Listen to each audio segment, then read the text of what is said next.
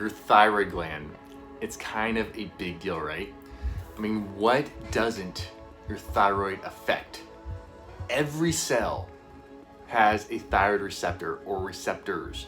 Without proper action of the thyroid gland and the hormones it produces, all manner of literal havoc can show up in our bodies, in your body.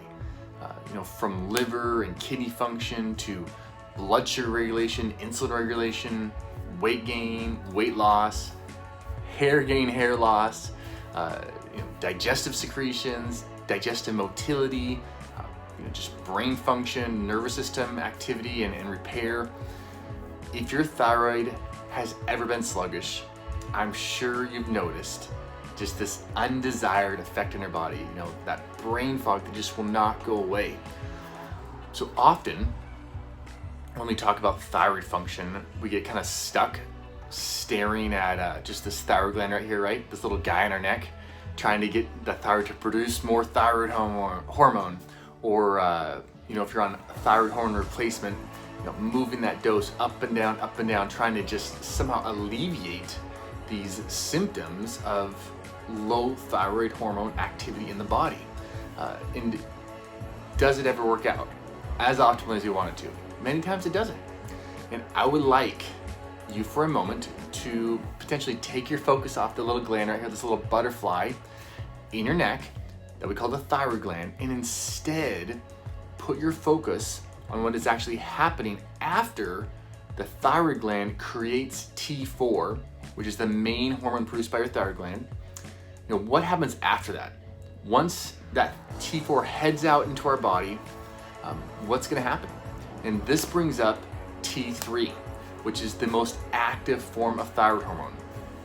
Once T4 reaches the liver and the kidneys, a portion of it is converted to T3.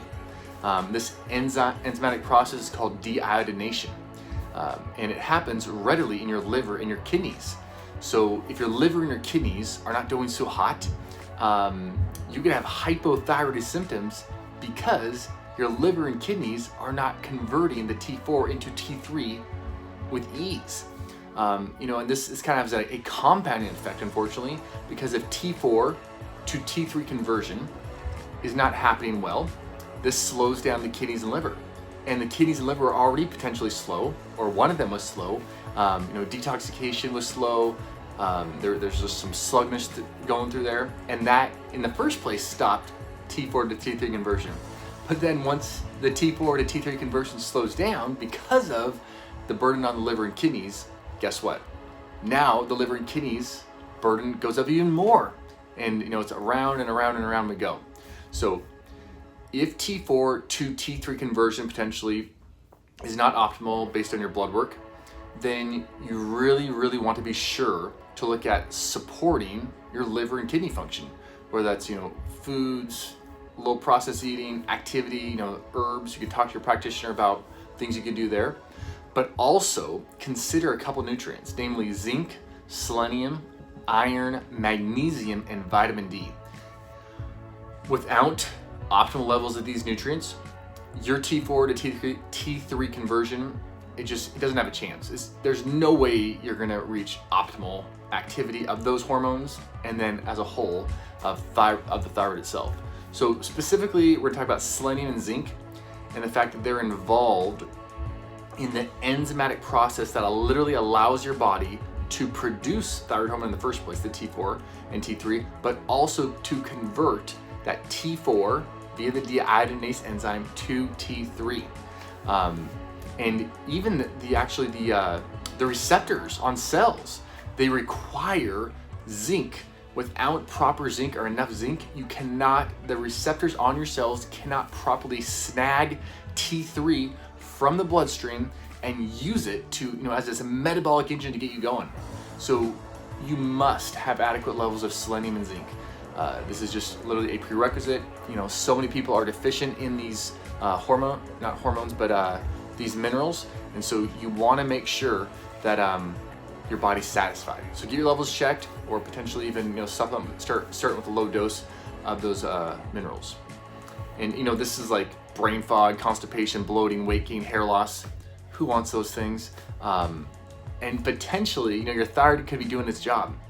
And it's just this down regulation of T4 to T3 conversion that is the problem. And that's why you're experiencing all these undesirable symptoms or signs and feeling like you're just going up and down with your thyroid hormone, and kind of like it's never quite enough, right? You're never quite getting where you want to get to. So zinc and selenium, crucial for receptor activity at the cells, as well as conversion of the T4 to the T3 in liver, kidneys, and in circulation generally. So you may also have heard of something called chronic inflammation. Something else I would like to mention as far as lowering T4 to T3 conversion. And I see this all the time over and over, where chronic inflammation is the thing that's shutting down T4 to T3 conversion. A patient may want more thyroid hormone. Can we just go up more? Can we go up more? And maybe that helps for a few weeks or so, but then they're right back where they were again. Maybe they're even more agitated now, feeling like almost anxious, itchy, like, man, my body's just like, I can't sleep anymore. And this whole infusion of anxiousness and just like almost like stress on the body, added stress, because of this chronic inflammation, is because the pituitary gland now, when we're in a state of chronic inflammation, the pituitary gland actually will have a upregulation and an increase in T3 levels. So your brain is getting more T3, receiving more T3, that particular gland is, while the rest of the body is literally starving of T3. And so you have all these, digestive symptoms, weight gain, maybe skin stuff going on, headaches, but yet the pituitary gland in the brain is like, hey, thyroid, you're doing a good job. Keep it up. Don't worry about it. You don't need to produce anymore. We don't need to stimulate the thyroid to make any more hormone because it's doing great.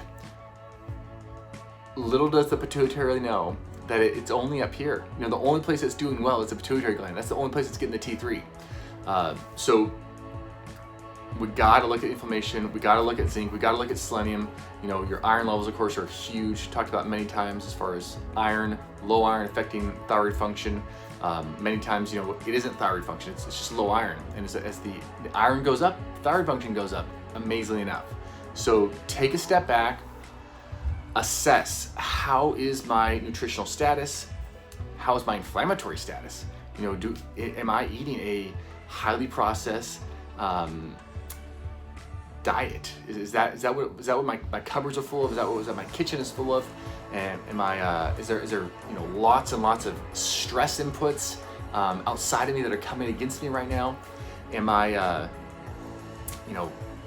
slug, a sloth? Am I not moving my body, creating this raging river to continue to cleanse myself? Am I not adequately hydrating? And is this leading to liver and kidney congestion? Slowing down detoxification? Consider your inflammatory load before you go and get a bunch more thyroid panels and that kind of stuff. Consider your inflammatory load because stress, sleep hygiene, food inputs, all this, the physical activity, it has a huge effect. And it may not be your thyroid's fault, right? Maybe your thyroid itself, this little butterfly, maybe it's actually doing its job. Maybe it's the peripheral conversion, outside in circulation. Maybe that's where the fault is. And of course, there can be many other potential issues why peripheral conversion isn't happening like we'd like it to. But zinc and selenium are usually top of the list. Then iron deficiency, vitamin D levels, and this chronic low-grade inflammation. And if you're eating in a standard American way of eating or living a standard American way of living, chronic inflammation is just kind of like how we roll, right? So I'm Dr. Matt. I hope you are accumulating health. Please click the like button, send this to your friends, your family that may be experiencing health issues related to low thyroid function, or at least they think is related to low thyroid function. Let's help them out. Let's get this over with, people. Man, let's accumulate health, and let's help those around us accumulate health too by giving them sound wisdom when it comes to building health that lasts. All right, Dr. Matt, talk to you guys later.